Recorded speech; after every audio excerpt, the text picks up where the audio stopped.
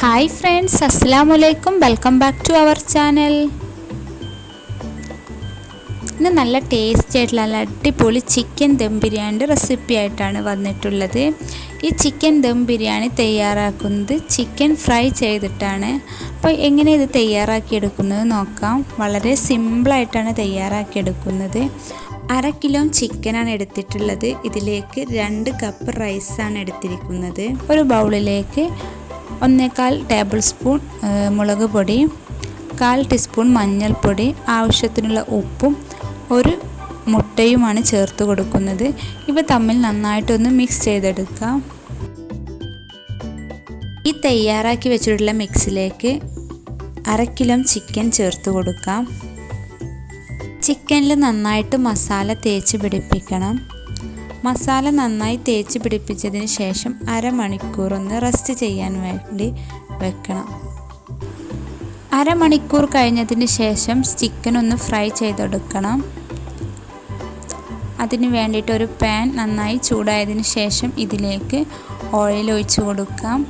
ഇനി ചിക്കൻ്റെ ഓരോ പീസും ചേർത്ത് കൊടുക്കാം.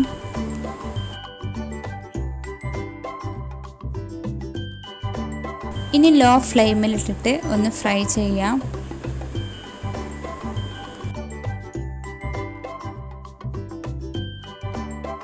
ഇനി ഏകദേശം നമ്മുടെ ചിക്കൻ കുക്കായി വന്നിട്ടുണ്ട് ഒരു ഭാഗം.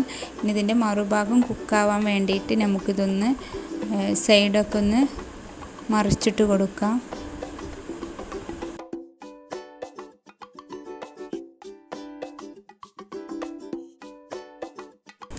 ചിക്കൻ ഹാഫ് കുക്കായിട്ടുണ്ട്. ഇനി ഇതൊന്ന് കോരിയെടുക്കാം. ഈ കോരിയെടുത്തിട്ടുള്ള ആ ഓയിലിലാണ് നമ്മൾ മസാല തയ്യാറാക്കിയെടുക്കുന്നത്. അപ്പോൾ ഇതിലേക്ക് ഇഞ്ചി വെളുത്തുള്ളി ചതച്ചത് ചേർത്ത് കൊടുക്കാം. ഇതൊന്ന് പച്ചമണം പോകുമ്പോൾ ഇതിലേക്ക് സവാള ചേർത്ത് കൊടുക്കാം. ആവശ്യത്തിനുള്ള ഉപ്പും ചേർത്ത് കൊടുക്കുക. 3 മീഡിയം സൈസ് സവാളയാണ് ചേർത്തിട്ടുള്ളത്.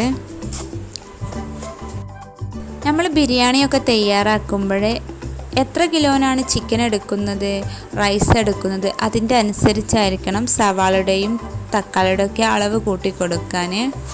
സവാള നന്നായി വഴന്നതിന് ശേഷം കട്ട് ചെയ്യാത്ത പച്ചമുളക് ഇട്ട് കൊടുക്കാം, ഒരു 5 എണ്ണം. ഇതിലേക്ക് 3 ചെറിയ തക്കാളിയാണ് എടുത്തിട്ടുള്ളത്. ഒരു മീഡിയം സൈസ് തക്കാളിയാണെങ്കിൽ 2 എണ്ണം ഒക്കെ എടുക്കാം. തക്കാളിയും സവാളയും ഒക്കെ നന്നായിട്ട് വഴന്നിട്ടുണ്ട്. ഇനി ഇതിലേക്ക് കറി ലീഫും ചേർത്ത് കൊടുക്കുക. ഒരു 1/4 കപ്പ് മല്ലിയില ചേർത്ത് കൊടുക്കാം. എന്നിട്ട് നന്നായിട്ടൊന്ന് വഴറ്റിയെടുക്കണം. ഇനി ഇതിലേക്ക് 1/4 ടീസ്പൂൺ മഞ്ഞൾപ്പൊടി, 1/2 ടീസ്പൂൺ മുളക് പൊടി, മല്ലിപ്പൊടി 1/2 ടീസ്പൂൺ, ഗരം മസാലപ്പൊടി 1/4 ടീസ്പൂൺ. ഇനി ഇവയെല്ലാം ചേർത്തിട്ട് നന്നായിട്ടൊന്ന് വഴറ്റിയെടുക്കാം. മസാലയൊക്കെ ചേർത്തതിന് ശേഷം ഇവ നന്നായിട്ടൊന്ന് വഴറ്റിയെടുക്കണം. അതിന് ശേഷമാണ് ഇതിലേക്ക് ചിക്കൻ്റെ ഓരോ പീസും ചേർത്ത് കൊടുക്കേണ്ടത്.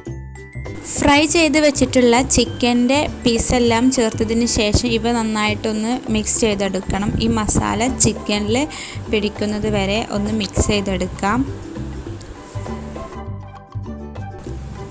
2-3 മിനിറ്റ് ഈ മസാലയിൽ കിടന്നിട്ട് ചിക്കനൊന്ന് വേവിച്ചെടുക്കാം.